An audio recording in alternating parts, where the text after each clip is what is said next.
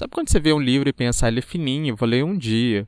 Ou então você está naquela famosa ressaca e pensa, eu preciso desse livro fino para poder me engrenar, voltar a ler. É sempre bom ter esses livros da estante, não é verdade? Pensando nisso, eu resolvi criar esse quadro onde vou estar só recomendando livros curtos, com gêneros literários diferentes, e vai do seu gosto se aquele livro te agrada, se aquele livro é o seu estilo de leitura ou não.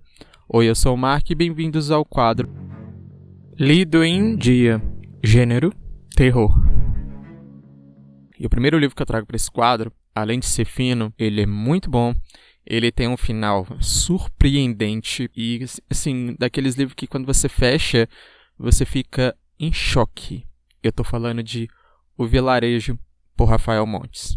Mas antes desse vídeo começar, eu quero pedir para você, caso ainda não seja inscrito, para que se inscreva no canal, deixe seu like, ative o sininho de notificações e recomende esse vídeo para algum amigo seu.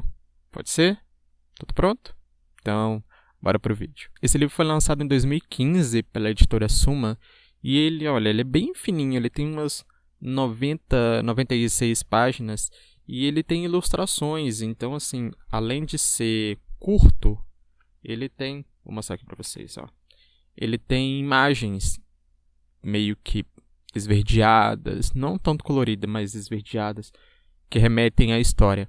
Então, assim, é uma leitura super rápida, é uma leitura de umas 2 horinhas, no máximo 2 horas e meia. É super tranquilo. Porém, tem algumas informações que eu vou trazer para vocês sobre esse livro que é, assim, bem crucial. A primeira é sobre o prefácio.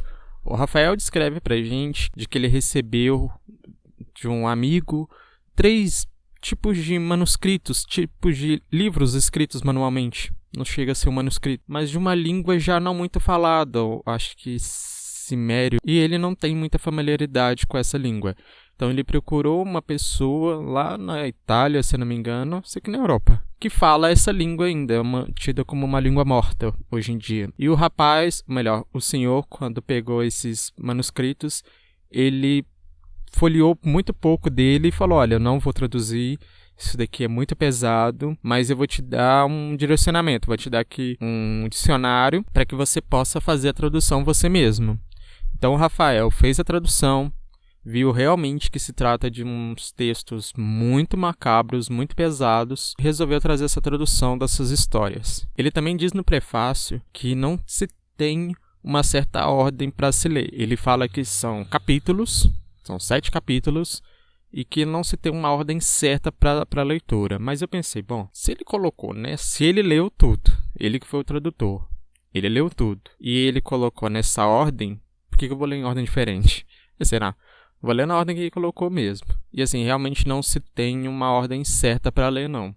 Eu acho que a experiência que eu tive lendo na ordem que o autor colocou é uma experiência válida, uma experiência ok, por conta de ter vários personagens que aparecem em cada capítulo, mas não acho que ser lido numa ordem diferente poderia ser ter muita diferença, não. E ainda no prefácio ele conta que cada capítulo é remetido a um dos 7 pecados capitais, que está também ali direcionado aos 7 demônios maiores. Eu acho que são considerados 7 demônios maiores, não tenho muita certeza. Mas a história, em todos os capítulos, é contada a história através de um vilarejo.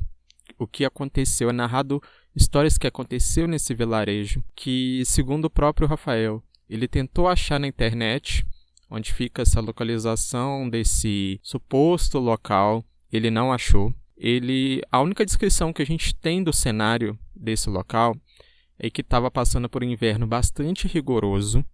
Se eu não me engano, esse local ficava numa cidade, melhor, numa terra um pouco distante da cidade.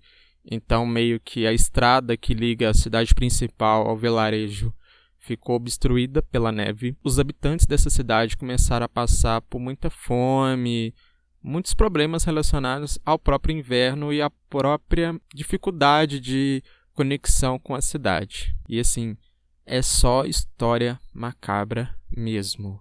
É um terror, mas é um terror pesado. Se você tem estômago fraco, eu não te recomendo ler esse livro, não. Mais um detalhe. Como cada capítulo é uma história diferente, é relacionada a um pecado diferente, o começo ali você pode ficar um pouco confuso sobre o que é tentar relacionar o pecado com a história, o demônio com a história. Mas o final de cada um, eu fiquei de queixo caído. Eu não esperava. Eu tava lendo, assim, eles são capítulos curtos, até porque o livro é curto, então os capítulos também são um pouco curtos. Mas eu li assim, falando, não, o final vai ser, quer ver que vai ter relacionado a isso aqui. E assim, não tinha nada a ver com o que eu pensava. Nada. O final é totalmente inesperado. Uns até que tinha alguma coisa a ver do que eu pensava, mas ainda assim, era mais pesado do que eu imaginava. Muito pesado. Ui, que delícia! Eu particularmente, eu tenho pouca familiaridade com os 7 pecados capitais. Eu lembro que são gula, preguiça, soberba, inveja, luxúria, nossa, esqueci os outros 2. Ira, deixa eu olhar aqui que agora eu esqueci. Ganância. Então, assim, eu tenho um pouco de dificuldade justamente em diferenciar a soberba da ganância. Eu sempre acho que tem muita pouca diferença entre as duas. Mas no vilarejo, como eu disse, por ele contar, cada capítulo está relacionado a um pecado, um desses pecados, eu consegui entender a diferença entre soberba e ganância. Eu achei que eu ia me confundir nesses dois aqui, mas pelo livro não. Pelo livro deu para entender bem a relação de cada capítulo com cada pecado capital. Ainda bem. Então, caso você tenha essa mesma dificuldade que eu, ou uma dificuldade relacionada a algum outro pecado, pode ficar tranquilo que isso não vai ser um problema na sua leitura. É verdade. Como eu disse lá atrás, a ligação entre os capítulos, a ordem como você vai ler os capítulos, não faz muita diferença. Eu, particularmente, por ter lido na ordem, eu consigo dizer o seguinte: por eles todos os capítulos se tratarem do vilarejo, dos habitantes do vilarejo, é comum você perceber que um certo personagem que está descrito no capítulo da preguiça, por exemplo, aparece tais personagens no capítulo da preguiça. Então, ele pode estar observando as pessoas, sim, que vai contar a história delas depois em um outro pecado, em a soberba ou na gula, por exemplo. Então você vê essa ligação dos personagens, essa meio que interação / não interação dos personagens, me deixou meio que boquiaberto, porque tem alguns finais que são abertos, melhor, literalmente abertos, se você pode me entender melhor, e que conecta com a história de outro capítulo. Então ficava assim, não, mas pera, então quer dizer que essa menina aqui é a mesma menina que estava no de lá, que fez isso com o cara aqui, você fica assim, porque conta tanto do passado de alguns, quanto do presente / futuro de outros. E a perspectiva de passado, presente e futuro é muito pouco perto de tudo que acontece aqui. Não é muito ligado. E isso é incrível. Eu sei que eu vi isso tudo que eu tô falando de personagens, de toda hora os 7 capítulos, 7 pecados, 7 tudo. É um pouco confuso de se falar porque é uma experiência única. Eu terminei de ler esse livro, eu fiquei muito em choque. Eu te recomendo o seguinte: caso você tenha estômago para ler, caso você tá saindo, principalmente se você estiver saindo de uma ressaca de romance, de coisinha fofinha e tal, e querer uma quebra de realidade, pega Vilarejo. Você vai ficar de boca aberta, e eu tenho absoluta certeza que você vai querer ler romance fofinho em 3 segundos depois de ler esse livro. É uma experiência muito boa, principalmente pelo pós-fácil. Gente, é sério, eu nunca vi um pós-fácil que, além de juntar tudo, eu acho que assim, o capítulo final, o 7º pecado que aparece aqui, ele já introduz, ele já responde todos os outros capítulos.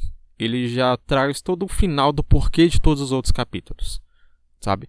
Mas o pós-fácil, o que traz toda a narrativa do porquê disso tudo, como isso tudo, vou botar aqui um pequeno spoilerzinho, como o Rafael conseguiu adquirir isso tudo, é incrível.